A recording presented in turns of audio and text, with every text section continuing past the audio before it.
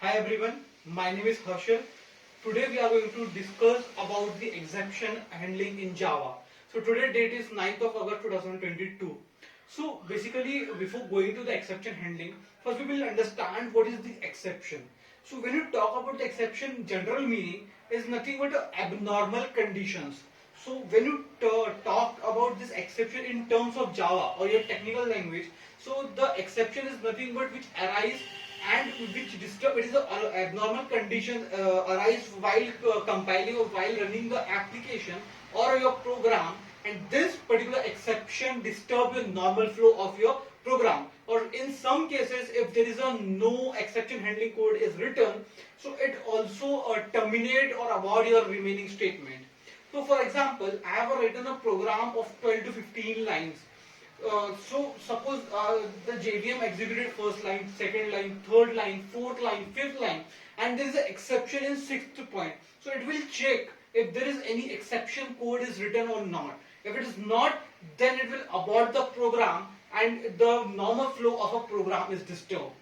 So this is how the exception handling comes into the picture. So basically first we will understand what type of exceptions Java has. So for this exception mainly classified into two parts.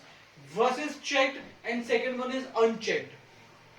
So when you talk about the unchecked, it is it is exception classes which is directly inherited from your throwable class. Throwable class is the super class which have a child class as exception and error. And this exception has some child class like your SQL exception, class not found exception, your IO exception, and your runtime exception. So when you and this particular check exception is arise at the time of compilation. Then we will talk about the uncheck. Uncheck is nothing but which is inherited from your runtime, and this particular type of exception arises while running the program at the runtime. So to handle this particular situations or particular exceptions, like when you perform some operation on zeros, like when you divide something by zero, so it is not allowed in Java, so it will give you the arithmetic exception. When your string go out of the range, it will give you the error as index out of bound. When your array go out of the bound, it will give you the exception as array index out of the bound. When your variable has the null value and you are performing some action on that particular null values, so it will give you null pointer exception.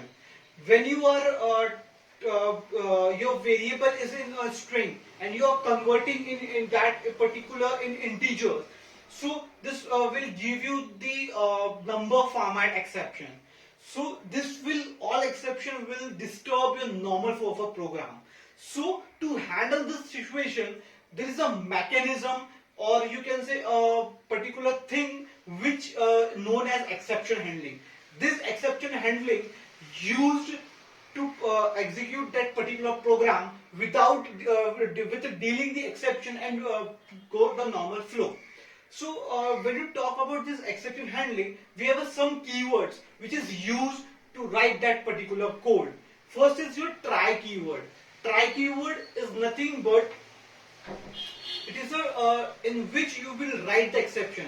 Like as a developer, if I think this particular statement or this particular block or this couple of this statement give me can arise some exceptions which disturb the flow of a program. So I will write this particular exception in your try block. But this try block cannot be alone. It should have a catch block or your final block as to handle this particular exception. If this particular exception arises, what to do next? So this is particular code going to be written in your catch block. Catch is a keyword which is used to write the exception code. To handle that particular exception, we write the code in your catch block. Then we have a final.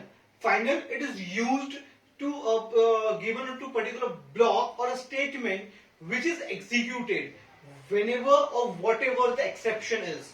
Like if the exception is handled or not, arise or not, this particular block going to be executed. Then we have a throw. Throw is used to throw the exception. And then we have a throws. It is assume to throw some particular exception. So this is all about your exception handling in Java. Thank you.